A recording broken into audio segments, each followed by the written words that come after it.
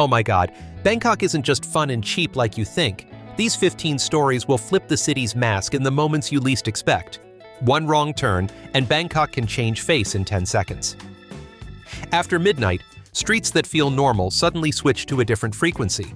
And for women in Bangkok, going out at night isn't about makeup, it's about a safety script. Stay until the end, because the biggest shock is the moment you wake up and realize Bangkok has been pulling you along all this time. Number 15. The biggest shock about Bangkok. You'll fall for it fast. Then wake up, once you've been there long enough. Bangkok is the kind of city you fall for quickly because it feels instantly livable. You arrive, you eat well, everything feels convenient, plenty of things seem cheap, and there's always somewhere to go. Bangkok doesn't demand that you understand it first before it gives you a good time, it hands you the fun up front. And that's exactly why the biggest shock hits later, when you stay long enough to see the rest of the story, the part that doesn't belong to the honeymoon phase. People in Bangkok have felt this in their own way too. A lot of folks move in from the provinces with a dream of opportunity. At first, Bangkok is pure light jobs, income, a new pace of life. But over time, they learn the city takes its share back in other forms. Hours lost on the road, constant competition, the cost of trying to build a future, and the fatigue that comes from living in a city that never really stops. Waking up doesn't mean hating Bangkok. It means realizing this place isn't just an experience, it's a system. In Thai culture, there's a calm, practical kind of acceptance. You don't dramatize what's hard, you acknowledge it, then you figure out how to live with it. That's how Bangkok wakes up too. People don't necessarily leave the city, they renegotiate their relationship with it. They choose a neighborhood and stick to it. They build their own rhythm, pick their moments to move and to rest, and create small communities inside a giant urban machine. And if you stay long enough, you'll end up doing something similar if you want to last. What makes Bangkok feel so unusual and so memorable is how many layers it stacks on top of each other. You can love it for the food, the fun, the convenience. But the wake-up moment comes when you understand that convenience always has a price. Convenience means crowds. Crowds mean noise. Noise means exhaustion. Meals can be cheap, but your energy gets expensive. Weekends can be thrilling, but weekdays can wear you down. Bangkok is like a city that's always inviting you to add just one more thing. And if you don't set boundaries, you'll feel yourself getting pulled along. So the biggest shock isn't one dramatic event, it's the shift in how you see the place. Bangkok stops being a playground and starts looking like real life. People hustling, people stuck, people enduring, people trying to balance it all. And when you finally see that, if the love is still there, it changes shape from a crush into respect. You don't love Bangkok because it's easy. You love it because it's real, a city that gives you a lot, but also asks you to grow up in the way you live and in the choices you make. Number 14. Bangkok nightlife. Dazzling to the point of overload. But something makes people leave in silence. Bangkok at night is magnetic because it feels like the city lives a second life after sunset. Late-night eateries, shopping zones, entertainment streets, everything turns the volume up. Brighter lights, faster energy, more options. But underneath the shine is a complex structure of labor and emotion, something that makes many people, after one night, quietly choose to walk away. Locals tend to see Bangkok nightlife in a very practical way. For them, the night is an economy, the city's second shift. Some people go out to have fun, others go out to earn. A lot of work depends on the night: service staff, security, cleaners, transport, performers, vendors. The moment you step into a glowing, loud space, you're stepping into a web of jobs held up by real discipline and real bodies. The glamour isn't natural, it's operated, managed, and sustained. There's also a whole layer of night culture tied to releasing pressure. Bangkok daytime can be intense, nighttime lets people exhale. Music, lights, drinks, laughter. Everything creates the feeling of forgetting for a while, but that forgetting has a downside. It's easy to cross your own limits, easy to get emotionally pulled, easy to drift into spaces where you don't fully understand the rules. Many people leave in silence, not because something terrible happened, but because they realize they spent too much, pushed too far, got too tired, or witnessed a slice of city life they don't quite know how to name. What makes Bangkok nights memorable is the contrast. The same street can hold both joy and exhaustion, both freedom and constraint. Locals usually have a personal stop point. They know how far is enough, and when it's time to go home. Newcomers, though, can get swept up without breaks. Bangkok doesn't force you. It simply opens a lot of doors. And in a city with countless doors, the most important skill is knowing which ones are actually meant for you. If you're writing this as cultural discovery, Bangkok nightlife shouldn't be boxed into glamorous or dark. It's an ecosystem, a place where the city makes money, where people decompress, where labor holds everything together, and where consumer culture shows itself clearly. The moment that makes people leave quietly is often the moment they see the truth behind the lights, that their fun is riding on a much bigger machine, and inside that machine are people who are truly tired, truly living. Once you notice that, you don't have to judge, you just understand. And sometimes, understanding is exactly why you walk away gently. Number 13. Women in Bangkok at night. What they prepare isn't makeup, it's a safety script. Bangkok at night can look dazzling. Late-night restaurants, bright shopping areas, transport still running. But for many women, being out at night isn't just going out, it's a chain of safety decisions. That doesn't mean Bangkok is automatically frightening. It reflects how women in big cities learn to protect themselves in public space. Many women in Bangkok, especially office workers, service workers, and night shift workers, carry a script in their head: which route to take, where to wait for a ride, how to get home, who to call if something feels off. That script comes from shared urban experience. Crowds can lower one kind of risk but raise another. Empty streets can feel calmer but offer less help. Locals pass these tips around in everyday language. Don't take that alley at that hour, wait under the light, don't leave your phone out, go with a friend if you can. Thai social culture has its own texture. Communication is often soft, conflict is avoided, and politeness can sometimes blur your sense of danger. That's why many women learn to read situations with a quiet kind of precision eye contact, distance, the way a stranger approaches. Not to assume the worst about everyone, but to keep control. Some also use normalizing strategies to reduce attention, dressing appropriately for the area, not flashing expensive items, avoiding standing alone too long in blind spots. What's striking is that women in Bangkok don't just endure, they actively build safety networks. They check in on each other, share live locations, choose public meeting points, stick to familiar places. In city life, these habits form a kind of social culture rarely written down, but constantly taught through experience. And they exist alongside confidence. Bangkok has countless strong women, independent, moving solo, running businesses, managing families, holding jobs that keep the city alive. The safety script doesn't cancel freedom. It's often what makes freedom possible. When telling this story, a neutral voice matters. Don't paint Bangkok as dangerous, but don't erase the gendered reality of public space either. The cultural value is in how people live with what's real, knowing the city, knowing yourself, and preparing. For viewers, the memorable part isn't fear, it's everyday intelligence. Something very Bangkok, very urban, and very real. Number 12. Bangkok from above and from street level, one city, two lives that barely touch. If you look at Bangkok from above, from a high-rise, a flyover, or a SkyTrain line, you see a modern city. Straight lines, glass blocks, malls, planned lights. But once you drop down to street level, Bangkok becomes a maze. Tight alleys, wet markets, tangled wires, motorbikes, shouted calls, lives packed close together. These two pictures exist at the same time, and they don't always connect, creating the feeling of two lives in one city. Most locals live with this layering as something normal. Someone can work in a glass tower, eat lunch in an air-conditioned mall, then go home into an alley filled with tiny shops and street kitchens. But there are also people who almost live in only one layer, either inside the modern zones or mostly inside the street-level world. This fragmentation reflects the city's economy, where office jobs gather, where service labor concentrates, where comfort is built, where community has to carry the weight. Culturally, above and below also run on different clocks. Above runs on schedules, efficiency, deadlines. Below runs on seasons, foot traffic, weather. Street vendors read the sky to decide what to sell. Delivery riders read the map to dodge traffic. Night shift workers read the clock differently from office workers. These rhythms make Bangkok feel alive, but they also create distance in experience. It's the same city, yet each person lives inside a different Bangkok. What's memorable is that Bangkok rarely hides these gaps. You can walk out of a cool, polished mall and immediately hit a steaming street food stall. You can ride the SkyTrain down and find a small market at the base of a pillar where life continues the way it always has. The contrast isn't framed as tragedy, it's simply lived as reality. Locals can be proud that Bangkok has everything, and at the same time exhausted by how much the city has to carry. In travel storytelling, this two lives detail gives Bangkok depth. You're not only there to see what's beautiful or modern, you're there to understand how a city holds multiple social layers at once. And the most unusual, memorable part is this.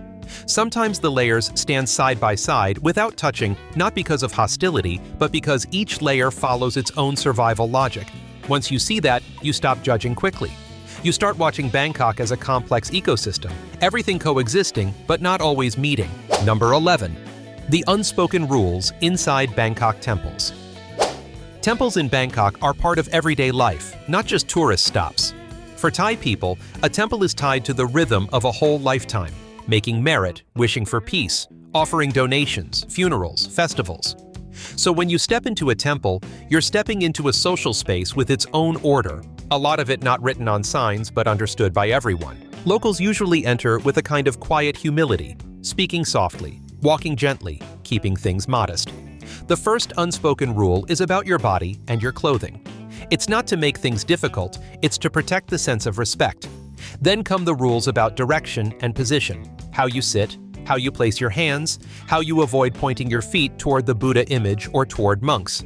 Many Thais learn these habits so early they become automatic, so people rarely explain them out loud. They just do it, and you learn by watching. Another unspoken rule is that the temple is a shared home for the community, not a stage. Visitors often take photos, but locals are careful not to interrupt rituals. There are moments that simply aren't appropriate to film, when people are praying, when chanting is happening, when a family is grieving during a funeral. The subtle point is this. The temple wasn't built to look beautiful for guests. It exists to hold belief. Bangkok can be very modern, but when people enter a temple, they switch into a slower rhythm, almost like reconnecting with their spiritual foundation. What's memorable is how Bangkok temples reflect a blend of Buddhism and folk culture. You might see shrines to protective spirits, symbolic figures, amulets, and merit-making rituals. Locals don't always label that as superstition. They often see it as a way of living with uncertainty. In a high-pressure city, stopping at a temple can be emotional balance, giving a little, asking for a little peace, reminding yourself to stay on the good side of life. When telling this story, the unspoken rules shouldn't sound like a list of bans. They're more like a cultural language. When you respect the temple gives you a different Bangkok. Quiet, but still inside real life. Sacred, yet right in the middle of the city. That's the unusual, unforgettable part. In a loud metropolis, there are still places where people lower their voices by choice, not out of fear, but out of belief. Number 10. Living in Bangkok teaches you this. You're not tired from walking, you're tired from being pulled non-stop. Bangkok has a very specific kind of pull. Step outside and you're pulled by engines, vendors calling out, bright lights, food smells, crowds moving past you. The city doesn't give you much natural empty space to fully unwind. Even when you're sitting still, you're inside a constant stream of stimulation. Many people visit for a few days and feel excited, but after a few months, they discover a different kind of exhaustion. Your nervous system is always processing too much. Locals grow up with this, so they build their own ways to regulate it. They choose the right time to go out, pick quieter routes, find small oases like a familiar cafe, a park, or home with air conditioning. For them, tiredness isn't about distance, it's about constantly reading the situation, avoiding traffic, weaving through people, timing everything, keeping an eye on your belongings, reacting fast. The city demands alertness, socially and physically. Culture plays a role too. Bangkok communication tends to be soft, polite, not confrontational, with smiles that smooth things over. That can make the surface feel gentle, but it can also make boundaries harder to read if you're new. You can be invited, nudged, pulled into buying something, or offered a service, all with a very light tone. That softness can be tiring because saying no clearly takes practice. Locals have their own way of refusing quickly, or simply letting it pass without engaging, almost like a daily survival skill. The memorable value here is the lesson Bangkok teaches about modern city life. A city doesn't only drain you through movement, it drains you through attention. If you pay close attention, Bangkok teaches you how to manage your focus. You have to choose what to look at, what to listen to, what to respond to. If you don't, you get swept into the pull and end the day exhausted without even knowing why. As storytelling, this adds depth. Bangkok isn't scary, but it isn't easy. It's addictive because there's always something new, but that novelty has a cost: your concentration. People who live there long-term stop chasing the city all day. They build their own rhythm inside it. And the moment you start doing that, finding a quiet morning spot, a calmer route home, a routine that fits the heat, Bangkok starts to feel more breathable. Not because the city changes, but because you learn how to stand your ground against the pull. Number 9. Bangkok night markets. Look bright, but who pays the price so you can buy cheap? Bangkok night markets are often seen as a must-do. Lights, music, food, clothes, souvenirs.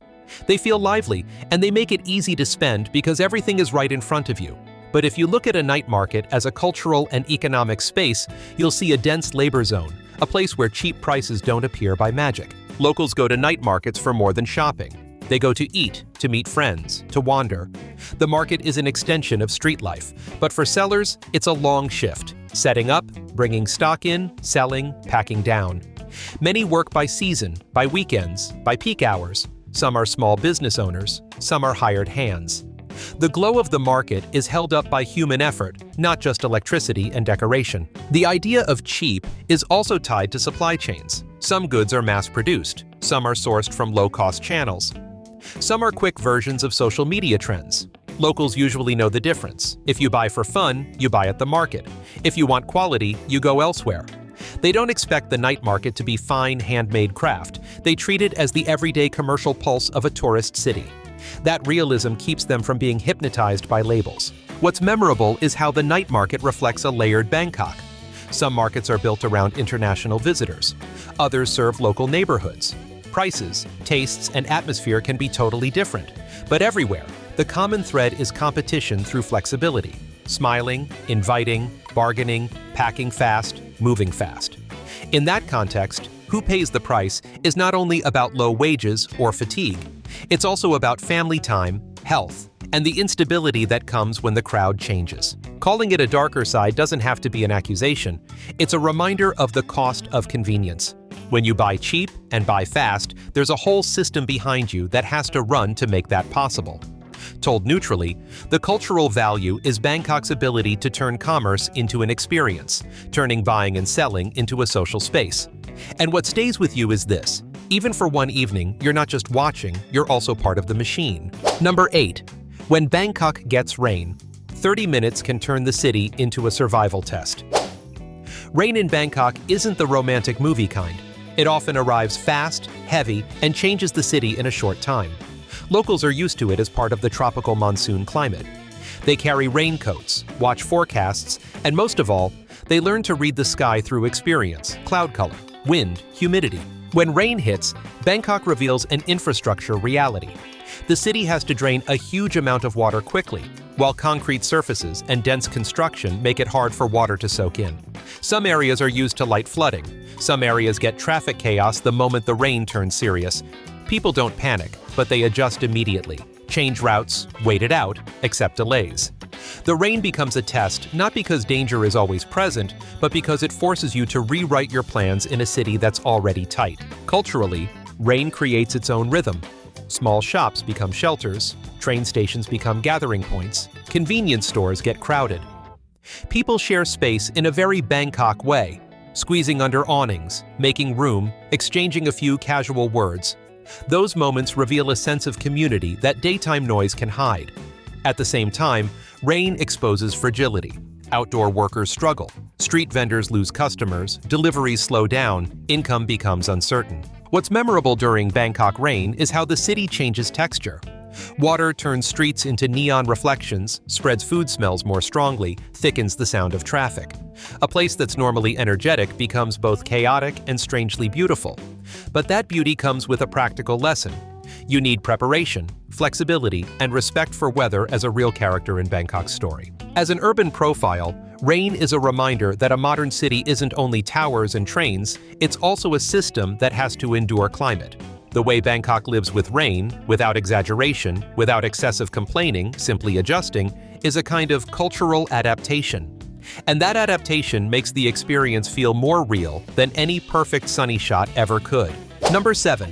Why the cheaper a tuk-tuk is, the more suspicious it feels, and almost everyone gets played once. The tuk-tuk is a Bangkok travel icon. fun, loud, and unmistakably street level. But for locals, tuk-tuks aren't the main daily option. People use different transport depending on the route and time. That difference creates a gap in expectations, where many visitors step in thinking the rules are simpler than they are. A tuk-tuk ride that's unusually cheap is often cheap because it isn't only a ride. Bangkok is a service city, where transport and business can sometimes be linked. Some routes function like connectors to shops, certain stops, or a roundabout path. Locals know this and either negotiate clearly or avoid offers that seem too good. But for newcomers, friendliness, laughter, and enthusiastic invitations can build trust fast. It also helps to see tuk-tuks as livelihood. Many drivers work in intense competition, dependent on tourist seasons and peak hours. Some are genuinely kind, proud of their work. Others join networks where extra income comes through commissions. Locals see it realistically. They don't paint everyone as bad, but they also aren't naive. You'll hear people say the issue isn't the tuk-tuk, it's whether you understand the game. What makes tuk-tuks memorable is how they let you touch Bangkok. Hot wind, engine noise, street smells, the city right at eye level. But that closeness can also make you lose distance. In Thai urban culture, politeness and smiles are often a social standard, not a promise that everything will go your way. You can be treated warmly and still need to protect your interests by confirming the price, the route, the destination, and being willing to say no. When you tell this story, the key is staying neutral. This isn't destiny. It's a lesson in transaction inside a major tourist city. Most people get played somewhere in life. Bangkok just delivers the lesson faster because the city runs on flexibility. And if you learn how to ask, how to negotiate, how to read the situation, the tuk-tuk can become a good memory. Not because it was cheap, but because you understood how it really works. Number 6. Bangkok traffic isn't bad luck. Bangkok traffic is often described like a local specialty that everyone has to suffer through. But if you treat it as bad luck, you miss the point. Traffic is the result of how the city grew, how people move, and how infrastructure has to carry multiple layers of demand at the same time. Bangkok expanded fast, with heavy activity concentrated along central corridors. Many people live far from where they work because housing costs and urban structure make living close not always realistic. Locals treat traffic as part of the daily schedule, timing departures, timing returns, choosing routes that feel less painful, and sometimes paying extra to buy back time. Traffic becomes more than transportation, it becomes time economy. Culturally, traffic produces a very Bangkok style of behavior, patience mixed with practicality. People listen to music, snack, message, or simply let it be. But this patience isn't romantic, it's a survival skill. Many accept long commutes as the cost of accessing better work opportunities. The city is felt in hours, not in kilometers. What's memorable is how traffic exposes spatial inequality. People with money can live closer, choose more convenient options, and keep flexible hours. People with less have to travel farther, switch routes more, and follow fixed schedules. Even on the same corridor, you can see two rhythms. Above, trains follow a timetable. Below, cars crawl. Bangkok doesn't hide this. It exists openly as part of the city's reality. Traffic also shapes consumer culture. Shopping, food, and entertainment zones cluster around stations and along accessible lines. Locals learn to live by corridors, choosing jobs and meetups to avoid crossing the entire city. So traffic isn't an unusual accident. It forms habits, choices, and urban life. Told neutrally, traffic is a key to understanding Bangkok. A dynamic place that pays with time, a place full of opportunity that also demands constant movement. That contradiction is why Bangkok can feel both thrilling and exhausting. It's real, and it doesn't need extra drama. Number 5. Bangkok street food is addictive, but the real story starts behind the stall. Street food is one of Bangkok's strongest symbols. A bowl of noodles, a grilled skewer, mango sticky rice, the price feels fair and the flavor feels very Bangkok. Bold, fast, no nonsense. But if you look deeper, street food isn't only food, it's a labor system and an urban culture. Locals treat eating on the street as normal as breathing. Many families have a go-to stall for years, familiar enough that ordering becomes unnecessary. Street food follows the city's rhythm. Early workers eat near transit points. Late shifts eat at places that stay open deep into the night. Some dishes also carry the identity of migration and regions. People bring flavors from their provinces to the capital and build their own corners of taste. So a small stall isn't just temporary. It can be living heritage, the edible memory of the city. But behind the stall is a story of endurance. Many vendors start before sunrise, preparing broth, chopping, transporting. In heat, smoke, and oil, they work with skill and stamina. Locals understand this and often respect stalls that cook seriously and keep flavors consistent. At the same time, they see street food realistically. It's a livelihood with fierce competition, thin margins, and heavy dependence on location and foot traffic. A small change, new city rules, road construction, days of rain, can hit income immediately. What makes Bangkok street food special is closeness. Close to the eater, close to daily life, close to identity. You eat and you watch the city run right in front of you. But if you dare to look behind, you'll see another Bangkok. Supply chains, wholesale markets, consumer habits, and the tension between hygiene, planning, and tourism. Bangkok doesn't romanticize street food. It lets it exist in constant negotiation with modernization. What makes it unforgettable isn't only taste, it's storytelling. Every dish is a lifestyle. Every stall is a work rhythm.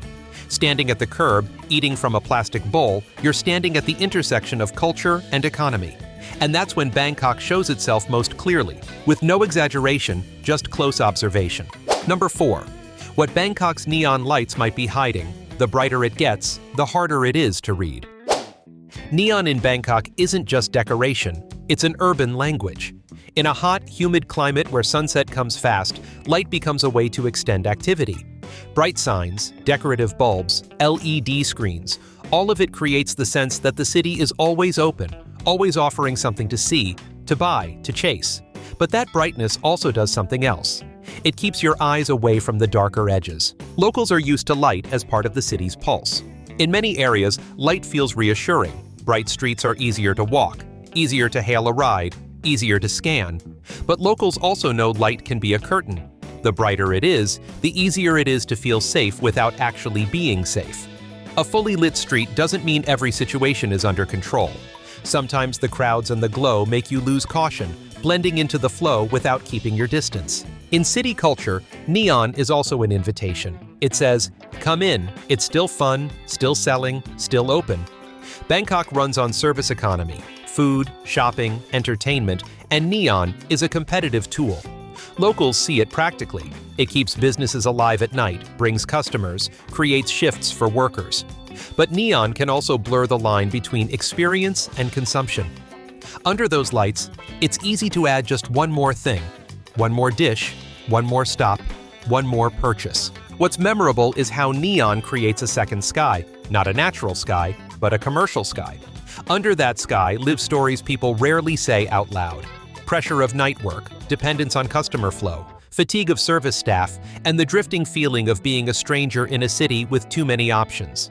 Neon doesn't need to hide secrets. It only needs to keep you busy looking elsewhere. As a miniature national profile, Bangkok neon reflects a Thailand that modernized fast while still holding traditional social structure. People still make offerings, still keep spirit houses, still place small shrines near doorways, while bright advertising screams beside them. The worlds don't cancel each other, they stack. And that stacking is what makes Bangkok both captivating and hard to read. You think you understand because you've seen so much, but you've only seen what's been lit. Number 3. One wrong turn, and Bangkok changes face in 10 seconds. In Bangkok, you can walk from a modern boulevard into a narrow alley and feel like you just crossed an invisible border. This isn't only a travel vibe, it's the real structure of the city. Bangkok grows in layers, stacked on top of each other. Commercial zones, residential blocks, markets, canal-side neighborhoods, worker housing, all connected by soas, the small lanes that branch like veins. Locals treat this sudden shift as normal. That's how Bangkok works. The frontage is for fast transactions, and the inside is for slower life. Many families have lived in alleys for decades, watching the outside change nonstop.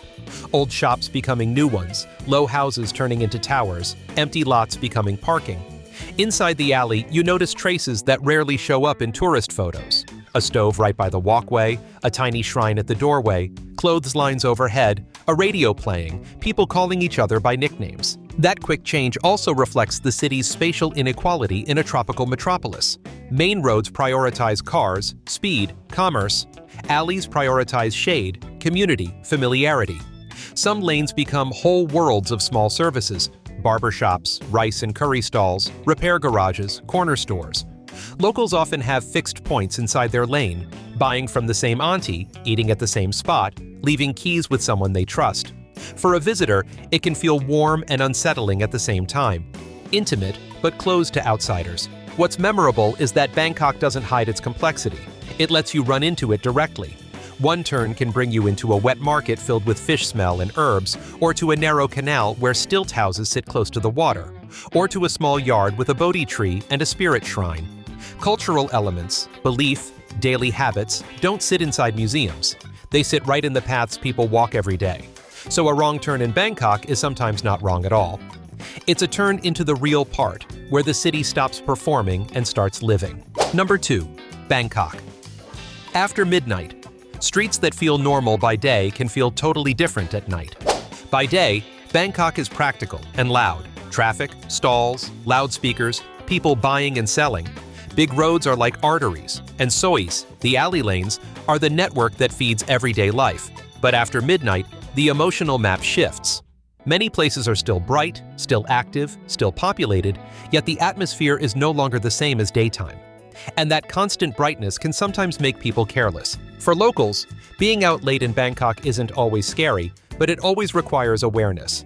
People tend to know clearly which areas feel fine and which ones are better avoided unless you have a reason. The difference isn't only about safety, it's about rhythm. Daytime is commerce and offices. Late night is services, logistics, entertainment, and the kind of work that daylight doesn't name. A late-night noodle shop can feel safe, but the walk between that shop and your destination is the part people actually pay attention to. Bangkok also has its own night culture. Rice porridge spots, noodle stalls open until morning, gathering points for people who work the night shift, drivers, cleaners, security staff, vendors. Their presence keeps the city from feeling empty. But after midnight, social layers also become clearer. Tourists, workers, partygoers, hustlers, passing one another without really meeting. In some neighborhoods, that creates a strange imbalance. You don't know if you're just another passerby or an obvious outsider. What stays with you about Bangkok at night is that the city doesn't turn quiet. It switches frequency. If daytime is public noise, nighttime is intentional noise. Lights, signs, music, engines, almost like the city is refusing to fall into silence. And because of that, people learn to read small signals. Whether an alley has foot traffic, whether shops are open or shut, whether streetlights are steady or broken. Bangkok after midnight isn't a forbidden zone. It's a lesson in respecting urban space and knowing when to slow down. Number 1. Bangkok isn't as cheap as you think. The small daily stuff is what really burns your money. Bangkok is often described as an easy city on your budget. Street food is cheap, getting around is flexible. There are plenty of places to stay, but if you stay longer or live like a local for a while, you realize the cheap part is what you notice immediately. The real cost hides in small expenses that repeat every day and are harder to control. Locals sometimes joke that Bangkok spends your money softly but deeply. A coffee because you need to stay awake, a ride because it's too hot to walk, an extra dish because there are too many tempting options. Each expense feels reasonable in the moment, but added together, they become a constant spending habit.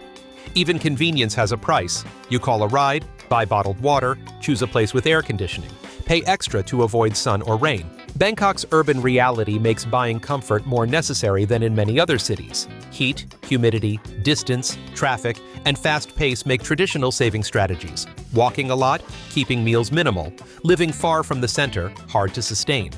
Locals aren't necessarily living lavishly, but they understand energy is a resource. Saving money while draining your body isn't sustainable.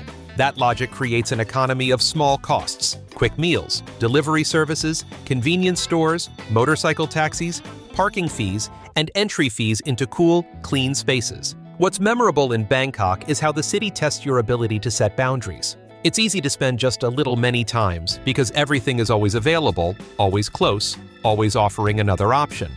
And it's easy to get pulled into the lifestyle standard of wherever you live. Your alley might be simple, but one block away could be a mall with a completely different price level. Bangkok isn't always expensive. It's just very good at raising your spending before you realize it, until you look back at your monthly total.